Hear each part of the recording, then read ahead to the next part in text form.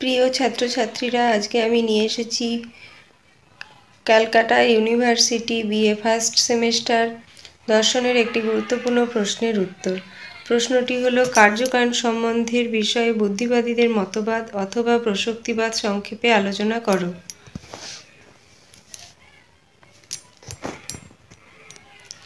প্রসক্তিতত্ত্ব বা প্রসক্তিবাদ। Descartes, Spinoza প্রমুখ বুদ্ধিবাদী দার্শনিকগণ মনে করেন যে কারণ ও কার্যের মধ্যে একটি অনিবার্য সম্পর্ক বর্তমান। এই মতবাদই অনিবার্য সম্বন্ধবাদ বা প্রসক্তিতত্ত্ব নামে পরিচিত। কার্যকারণ সম্বন্ধ বিষয়ে প্রসক্তিতত্ত্বে সম্প্রতিকালের প্রবক্তা হলেন সি.ডি. ব্রড, ব্ল্যান্ডার্ড এবং এ.সি. ইউইং। বুদ্ধিবাদী দার্শনিকরা স্বীকার করেন যে কার্যকারণ সম্বন্ধ হল সার্বিক ও অবশ্যম্ভাব সম্বন্ধ। এই সম্বন্ধ পূর্বতঃসিদ্ধ অভিজ্ঞতালব্ধ নয়। বুদ্ধিবাদীদের মতে কারণ থাকলে কার্য অবশ্যই থাকবে, অর্থাৎ ঘটনাটি ঘটলে কার্য ঘটনাটি না ঘটে পারে না। প্রসক্তি সম্বন্ধ কি? প্রসক্তি এক প্রকার যৌক্তিক সম্বন্ধ। বৈধ অবরোহ যুক্তির হেতুবাক্য ও সিদ্ধান্তের মধ্যে এই সম্বন্ধ থাকে। একটি বৈধ যুক্তির হেতুবাক্য সত্য হলে সিদ্ধান্ত মিথ্যা হতে পারে না, সিদ্ধান্ত অবশ্যই সত্য হবে। যেমন ই বচন কোনো মানুষ নয় পুণ্যসত্তা, এ বচন রাম হয় মানুষ, অতএব ই বচন রাম হয় পুণ্যসত্তা। এই যুক্তিটি বৈধ। এক্ষেত্রে বোঝা যাচ্ছে যে হেতুবাক্য সত্য হলে সিদ্ধান্তটি অবশ্যই সত্য হবে, মিথ্যা হতে পারবে না। সিদ্ধান্তটি হেতুবাক্য থেকে অনিবার্যভাবে নিঃসৃত হয়েছে এবং এক্ষেত্রে সিদ্ধান্তের সত্যতা হেতুবাক্যের সত্যতার মধ্যেই নিহিত আছে। এইরূপ সম্বন্ধই হল প্রসক্তি সম্বন্ধ। প্রসক্তি তত্ত্বের সপক্ষে যুক্তি। প্রসক্তিবাদী ইউইন প্রসক্তি তত্ত্বের সমর্থনে দুটি যুক্তি দিয়েছেন। এক, কারণ ও কার্যের মধ্যে যদি অনিবার্য সম্পর্ক না থাকতো তাহলে কারণ থেকে কার্যকে অনুমান করা সম্ভব হতো না। যেহেতু আমরা কারণ থেকে কার্যকে অনুমান করি, সেহেতু বলা যায় কারণ ও কার্যের মধ্যে অনিবার্য সম্পর্ক আছে। দুই, যদি স্বীকার করা হয় যে কারণের মধ্যে কার্য ঘটার হেতু নিহিত আছে, কেবল তাহলেই কার্যকারণের যথার্থ ব্যাখ্যা পাওয়া যায়। কাজেই কারণ যদি কার্যের হেতু হয় তাহলে অবশ্যই স্বীকার করতে হবে যে কারণ ও কার্যের মধ্যে যৌক্তিক প্রসক্তির মতো কোনো অনিবার্য সম্বন্ধ আছে। এগুলি হল: এক, পূর্বাপর সম্পর্ক। বুদ্ধিবাদীরা বলেন কারণ ও কার্যের সম্বন্ধ হল পূর্বাপর সম্পর্ক।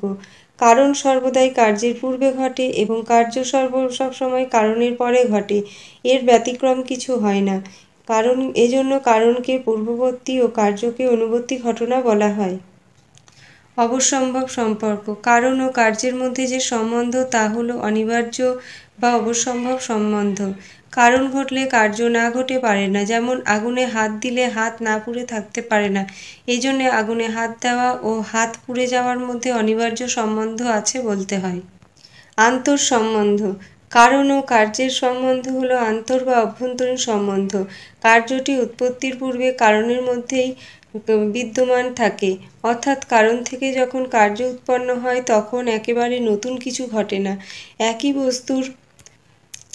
একই বস্তুর ভিন্ন অবস্থা প্রাপ্তি ঘটে মাত্র। যেমন দই উৎপন্ন হওয়ার পূর্বে দুধের মধ্যে প্রচ্ছন্ন অবস্থায় থাকে বলে দুধ থেকে দই উৎপন্ন হয়। প্রসক্তি সদৃশ সম্বন্ধ। বৈধ অবরোহ যুক্তিতে হেতুবাক্য থেকে সিদ্ধান্ত যেমন অনিবার্যভাবে নিঃসৃত হয়, তেমনি নির্দিষ্ট কারণ থেকে নির্দিষ্ট কার্যও আবশ্যিকভাবেই নিঃসৃত হয়। যেমন বিষপান থেকে মৃত্যু অনিবার্যভাবে নিঃসৃত হয়, কাজেই কারণ ও কার্যের মধ্যে প্রসক্তি সম্বন্ধ বিদ্যমান আছে। কারণ হল শক্তিবিশেষ। কারণ হল শক্তি যা সক্রিয়ভাবে কার্যটিকে উৎপন্ন করে। যেমন জল পান করলে তৃষ্ণা নিবারিত হয়। বুদ্ধিবাদীগণ মনে করেন জলের মধ্যে এমন কোনো শক্তি আছে যা তৃষ্ণা নিবারণ করে। সুতরাং কারণের মধ্যে শক্তি বিদ্যমান থাকে, যে শক্তি কার্যকে উৎপন্ন করে। প্রসক্তি তত্ত্বের সপক্ষে যুক্তি। কার্য ও কারণ সম্বন্ধ বিষয়ে প্রসক্তি তত্ত্ব বা অবশ্যম্ভাব মতবাদের বিরুদ্ধে কঠোর সমালোচনা হয়েছে। প্রসক্তি সম্বন্ধ বলতে এক প্রকার বিশেষ যৌক্তিক সম্বন্ধকে বোঝায়। অবরোহ অনুমানে যখন এক বা একাধিক বচন থেকে আরেকটি বচনকে সিদ্ধান্তরূপে গ্রহণ করা হয় তখন উক্ত অনুমানের ভিত্তি হয় প্রসক্তি সম্বন্ধ। সুতরাং প্রসক্তি সম্বন্ধ হল বচনের সঙ্গে বচনের সম্বন্ধ, ঘটনার সঙ্গে ঘটনার সম্বন্ধ। প্রসক্তিবাদীরা বলেন কারণ ও কার্যের মধ্যে অবিচ্ছেদ্য ও অবশ্যম্ভাব সম্বন্ধ বিদ্যমান আছে, কিন্তু অভিজ্ঞতাবাদী দার্শনিক হিউম কারণ ও কার্যকে দুটি ভিন্ন ঘটনা বলে মনে করেন, আর দুটি ঘটনা যদি ভিন্ন হয় তাহলে তাদের মধ্যে কোনো অভ্যন্তরীণ অবিচ্ছেদ্য বা অবশ্যম্ভাব সম্বন্ধ থাকতে পারে না।